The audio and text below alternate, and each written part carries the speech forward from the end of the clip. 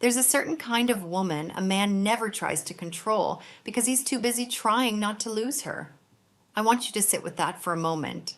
After more than 30 years sitting across from women in my practice, from newlyweds in their 20s to widows in their 80s finding themselves all over again, I can tell you this truth shows up in nearly every story worth listening to. We live in a world drowning in advice, magazine tips, podcast gurus, those endless lists of do's and don'ts about how to keep a man interested. Be sweet but not clingy. Be smart but don't outshine him. Be confident but don't intimidate. It's a maze of contradictions designed to shrink you down into somebody's idea of what a woman ought to be. And I'm here to tell you, especially those of you who've spent decades being somebody's wife, somebody's mother, somebody's caregiver, that whole rulebook is broken. What if the real thing that keeps a man thinking about a woman at 2 in the morning, the quality that makes him hold on to her after 40 years or come running after her at 70, is precisely what breaks every single one of those rules? I'm not talking about looks. Beauty catches the eye, sure, but beauty fades, and frankly, it was never the secret anyway. I'm not talking about manipulation either. Little games work short term and leave you empty long term. I'm talking about something far deeper, a kind of energy, a way of carrying yourself that some men, the ones paying attention, describe as almost dangerous. Why dangerous? Because they can't predict her, they can't tame her, and above all, they can't possess her. So what does this woman know that others miss? What does she do, or better yet, what does she refuse to do that creates this magnetic pull? Why can a man meet 10 lovely women at a church function and forget every last one of them by Sunday dinner? But he cannot, for the life of him, stop thinking about the one who seems perfectly fine without him. Here's where most folks get it wrong. They think the way to hold a man's attention is to make him comfortable, to smooth every edge of his life. But what actually keeps him hooked is a very specific kind of uncertainty. Not yours, his. The quiet, steady sense that she is her own woman, that she's a gift he was lucky to find, and that just as easily as she arrived, she could walk on out the door. The fear of losing her doesn't become anxiety. It becomes the engine of his devotion. Over the next little while, I'm not going to hand you cheap tricks. We're going to do something far more interesting. We're going to take apart the engine of desire and find the piece nobody ever taught you how to use. The quiet power of a woman who belongs to herself. A woman who is, all on her own, an entire kingdom. Because what you're about to hear won't just change how others see you. It'll change how you see yourself. And at our age, that matters more than anything. Now, let's be honest about something uncomfortable. Most relationships don't fall apart from big betrayals or some dramatic blow-up. They die slowly. They fade from boredom, from predictability, from the quiet erosion of admiration. One day she looks up and realizes she's become a piece of furniture in his life. Useful, comfortable, and completely invisible. I've watched this happen to women married 30, 40, even 50 years. The catalyst is almost always the same. The moment she went from being a privilege to being an option. What does that mean in real life? It means going from the woman whose texts he opened with his heart pounding to the one he figures he can answer tomorrow. From the plan for Friday night to the backup plan if the poker game falls through. It's the difference between a man who rearranges his world to fit into yours and a man who expects you to dissolve into his. And here's the million-dollar question. What makes that difference? What is that intangible quality that lifts a woman from the category of nice to the category of unforgettable? As I said, it isn't her resume. It isn't her bank account. It isn't the symmetry of her face. And thank goodness for that, because gravity has its opinions. It's a kind of energy she gives off, a frequency she vibrates on that men, on a level they can barely name, find completely irresistible and, yes, a little bit frightening. Irresistible because she's real. In a world full of masks and people performing for approval, she's a lighthouse of authenticity. She doesn't chase validation because she already gave it to herself. And frightening because her joy doesn't hinge on him. For a man used to being the center of his partner's universe, this is a direct challenge to his ego. Her calm, her self-sufficiency sends a message loud and clear. My world is beautiful with you in it, but if you leave, my world stays beautiful. That's not a threat, it's just the truth. And paradoxically, it's the most attractive truth there is. So let me take you into the heart of what's going on inside a man. There's a tension older than time living in every single one of them, and most don't even know it. On one side is the pull toward stability, toward peace, toward a safe harbor, a home, a companion, a routine that makes life feel settled. That's the rational voice saying, "This is safe."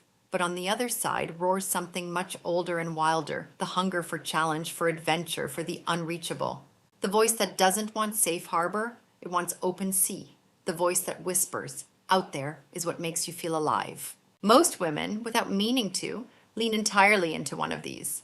Think of the accommodating wife, the woman who made herself into a safe harbor for 40 years. She kept the house, raised the kids, shaped her schedule around his, softened every rough edge of his day. Her love was a warm blanket, and early on, that's intoxicating. He felt like king of a peaceful, predictable castle. His rational brain rated her a 10 out of 10. But then there's the other energy. She doesn't compete in the traditional sense. She barely notices the contest. She's what I call the woman with queen energy. She doesn't offer him a safe harbor because she is the open sea. She doesn't offer him a castle because she's too busy building her own. She doesn't rearrange her life around his. She invites him, if he proves worthy, to become part of hers. Her love isn't a blanket to comfort him. It's a flame that dares him to grow. I want to tell you about a patient of mine. I'll call her Eleanor. She came to me at 68, 2 years after her husband Harold passed. For 43 years, she'd been the perfect homemaker in a little town outside Charleston. After he died, her kids kept telling her to just enjoy her retirement.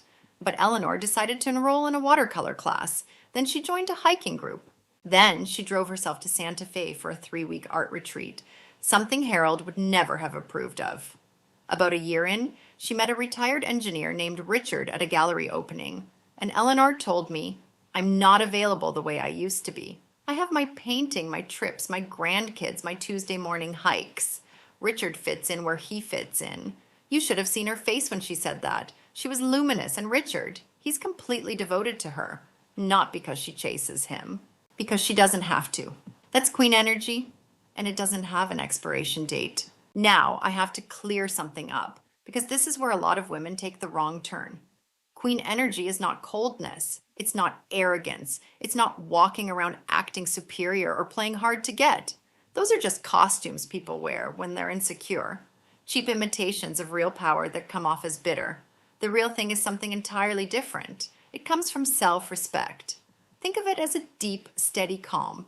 The ability to hold your own center no matter what noise is going on around you. She doesn't chase. She draws. She doesn't demand attention. Her presence just commands it. And her most powerful tool, the thing that truly becomes unforgettable, herein is her boundaries. Firm boundaries, communicated with grace. Let me give you an example you might recognize. Say you've been looking forward to dinner out with a gentleman you've been seeing. You've done your hair, you've picked out your outfit, you're feeling good. An hour before, your phone buzzes. "Hey, sorry, something came up with the guys. Can we push this to another time?" The woman operating from scarcity feels that sting of disappointment, and her first instinct is to smooth things over. "Oh, no worries, I totally understand. Have fun. Just let me know when you want to reschedule." Sounds gracious, right? But here's what he actually hears underneath those words. "My time isn't important. My plans are flexible. I'm on standby whenever you feel like showing up." Without meaning to, she just handed over her worth. Now the woman with queen energy feels that same sting. She's human after all, but she doesn't respond from the sting. She responds from her own self-respect. She takes a breath and writes something like, "I understand things come up. That's a shame. I was looking forward to it. Hope you enjoy your evening. My schedule's full next week, but give me a shout in a few days and we'll see about finding something down the road." Look at the mastery in that. No drama, no guilt trip, no slam door. She honored her own feelings. "That's a shame. I was looking forward to it," which makes her real. But the second half is a gentle earthquake for the male ego. "My schedule's full next week." In one sentence, she's communicated 3 things. My life is full and meaningful. Your decision to cancel has real consequences, and the ball of planning again is in your court.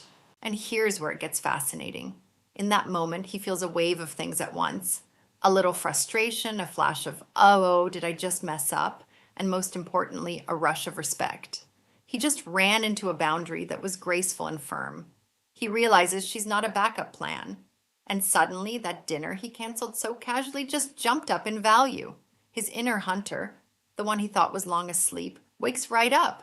This shows up everywhere, in not texting back at 11 o'clock when he sends a "what are you up to?" in voicing an opinion that's completely different from his without apologizing, in choosing a Tuesday with your grandkids or a Thursday with your book club over a last-minute plan he dreamed up.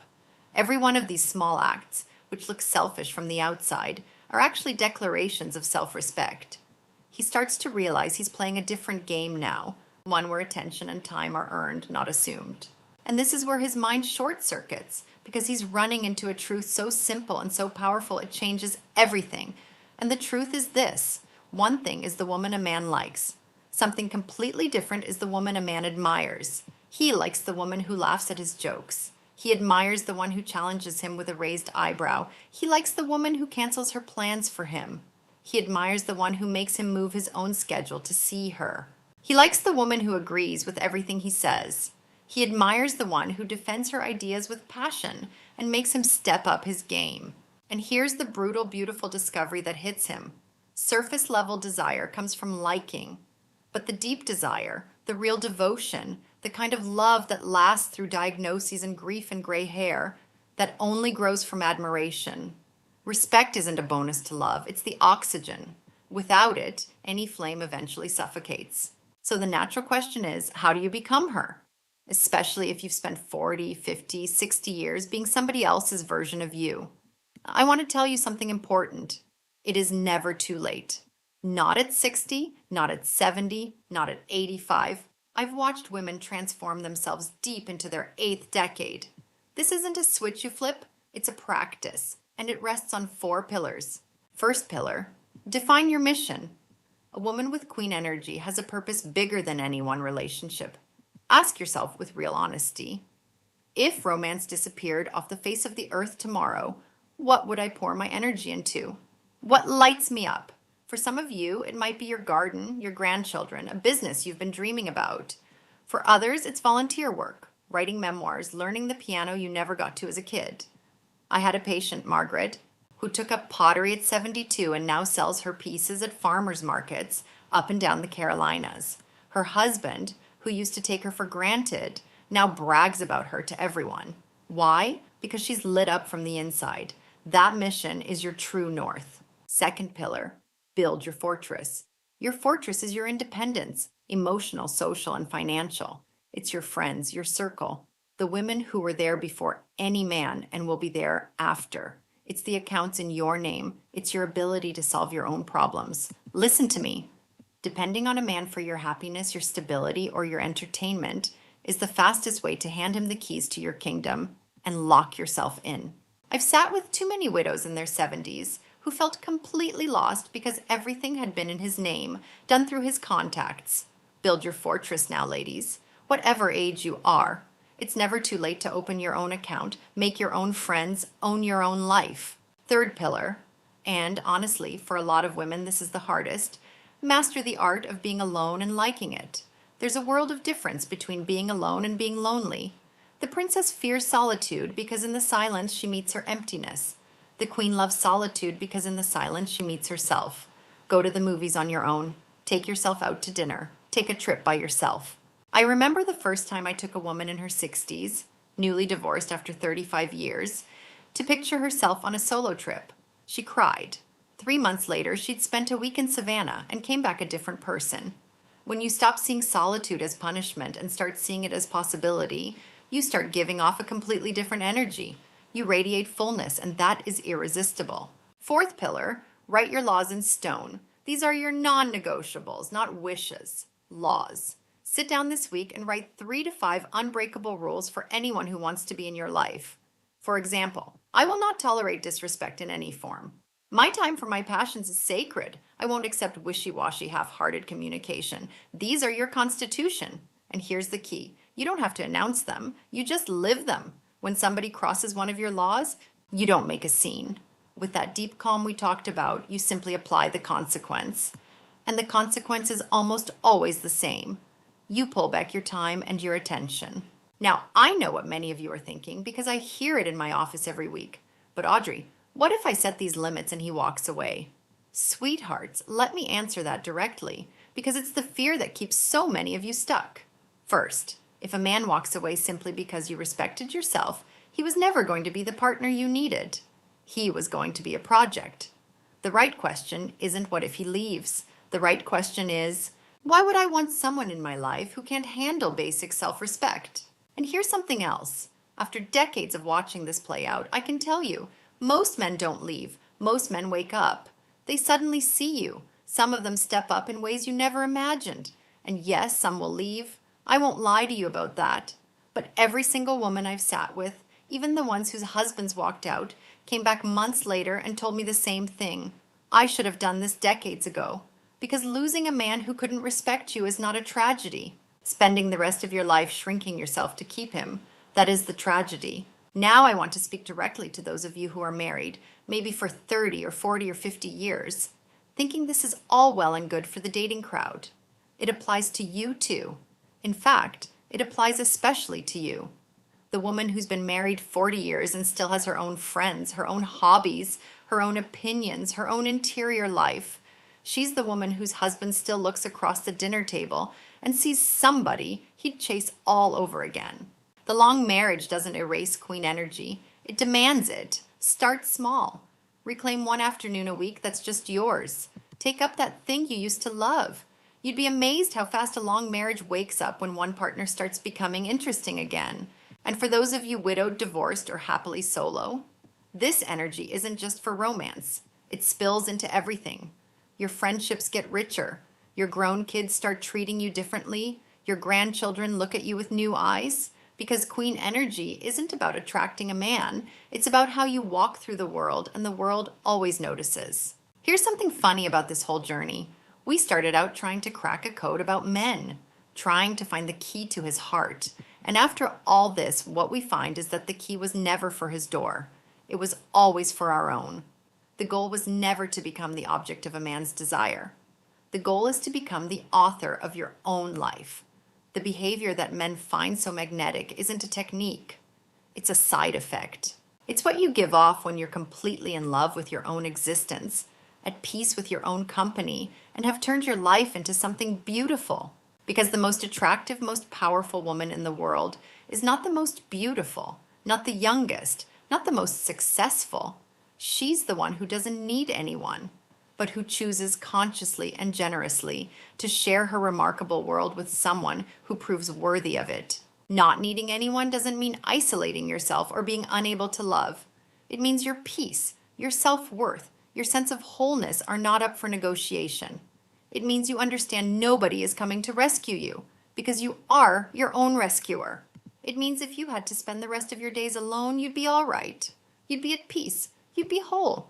And when you reach that place, the second half of the sentence becomes magic. But who chooses consciously? When you don't need a man, choosing to be with one becomes the purest gift you can give. It's not a choice born of fear or loneliness or the pressure of society. It's a choice born of abundance. It's saying, my life is already full, but your presence makes it shine brighter. I don't need you to survive. I choose you to live. Tell me what's more romantic than that. You're telling him he's a luxury, not a necessity. So look inside for a minute, all of you. How many times have you shrunk your dreams to fit somebody else's small box? How many times have you silenced your voice, your opinions, your passions, so you wouldn't seem too much, too intense, too smart, too ambitious, too alive? The final paradox of all this is simple.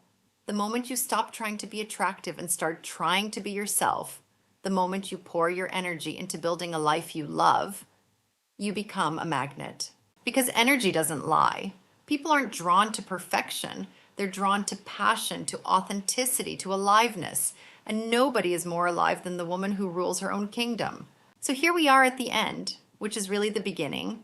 And there's one question that matters. It's the choice that defines the rest of your story. Are you going to keep auditioning for a supporting role in somebody else's movie? Or are you going to find the courage to write, direct, and star in your own? For too long, we've been sold a poisonous idea of love. That love means giving in, shrinking, sacrificing. That to be loved, we must be smaller, quieter, less complicated. We were taught to dim ourselves so we wouldn't intimidate, so we'd fit, so we'd be chosen. And I'm here to tell you that is the biggest lie of all. Dimming yourself attracts people who live in the dark. Shrinking your dreams leaves room only for someone with a small vision. Silencing your voice invites into your life people who have nothing interesting to say. The truest act of love, and the most powerful one there is, isn't aimed outward. It's aimed at yourself. It's the decision, right here, right now, to never again betray the woman you really are for the woman somebody else wants you to be. It's the promise to yourself that you're going to build a life so full, so rich, so undeniably yours, that solitude feels like a luxury and company feels like a beautifully chosen gift. Because at the end of the day, the goal was never to find the perfect man. The goal is to become a woman so complete, so strong, so free that any man who steps into your life has to be absolutely extraordinary to deserve a seat at your table. So please, don't shrink to fit into anyone's world. Raise your own life so high, so bright, so boldly that he's the one dreaming every night about being part of it. This is Dr. Audrey Kingsley. I've spent 30 plus years walking women through this journey, and I can tell you the best chapter of your life might still be ahead. If something in these words stirred something in you, stay with me. There's a whole community of women here who aren't waiting on anyone, they're building, and you belong right here with us.